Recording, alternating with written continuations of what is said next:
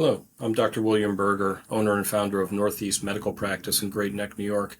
We are a concierge-style internal medicine, weight management, and aesthetics practice. I'm boarded both in internal medicine and obesity medicine, and I am also a certified menopause practitioner by the Menopause Society. So I wanted to talk to you a little bit further about the FDA removal of the black box warning from estrogen hormone replacement products. I've had a few questions from patients and other folks about exactly what this means and why certain things are being removed and others are not.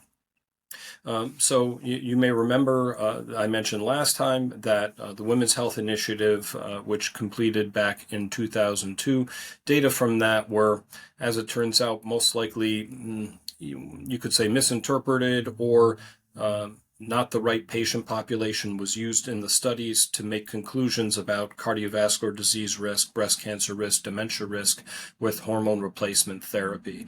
Also bear in mind that that study used a form of estrogen and a form of progesterone that are really no longer in use. The old ones are called conjugated equine estrogen, and they used a synthetic form of progesterone called medroxyprogesterone acetate. Those are really no longer used, and more bioidentical products are typically what is used these days. Those were also oral formulations, and we now have a lot of transdermal kinds of applications for estrogen. But what's being removed are any references to language about cardiovascular disease, breast cancer, or probable dementia that used to be on these products. So the main crux of this and the reason for the change is that in studies of women who are actually starting hormone replacement therapy within 10 years of menopause or between the ages of 50 through 59, these increased risks do not exist based on new studies and also reinterpretation of the Women's Health Initiative data. The Women's Health Initiative, the average age of patients was 63 years old, and so many of them were more than 10 years past menopause. Initiating hormone replacement therapy after the age of 60 can possibly increase cardiovascular disease risk, dementia risk, and so forth. And risk for all these things goes up as we get older, which is really the primary driver here. But this timing hypothesis is pretty well established, so that initiating hormone replacement therapy between the ages of 50 and 59 or within 10 years of the onset of menopause, not only considered safe with only rare issues with it, but also likely to really benefit patients in terms of cardiovascular disease risk and preserving bone health. It's actually FDA approved for the prevention of osteoporosis because estrogen protects bone density. And although not FDA approved to be prescribed for cardiovascular disease risk reduction, it does appear to be the case for women who are started on it.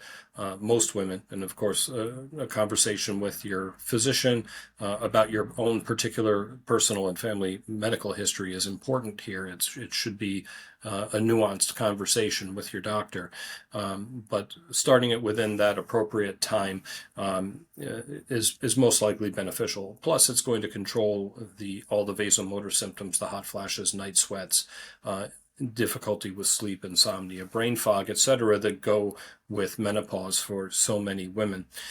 What does remain on the box as a warning is for endometrial cancer, but let me explain the reason why.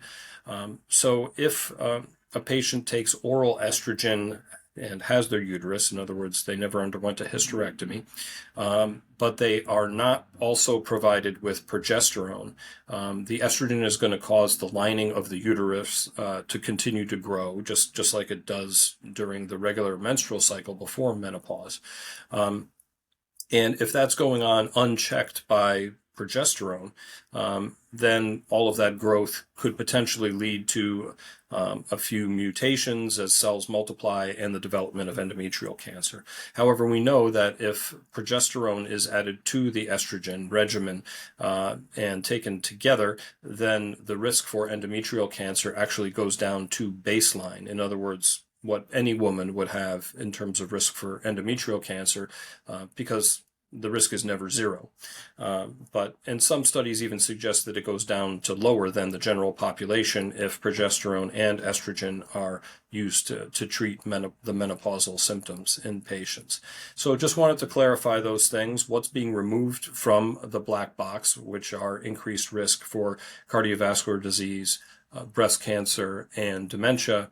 The endometrial cancer warning remains, but that is just basically to remind people that you must take progesterone with estrogen if you have your uterus to avoid that proliferation that I just mentioned. Now, bear in mind, like I said, this should be a nuanced conversation with your physician. If you have a history of breast cancer, you should definitely be talking to your oncologist and so forth. And everything that I provide in these videos is for educational purposes only. No doctor-patient relationship has been formed, and this information does not constitute medical advice. If you do have particular questions or concerns about your health, please do not hesitate to reach out to your healthcare professionals.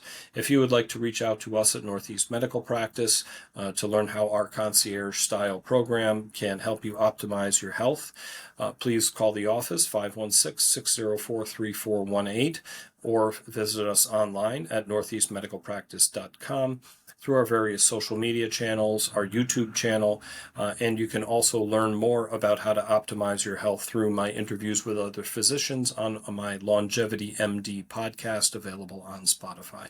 But until we see each other next time, be in good health.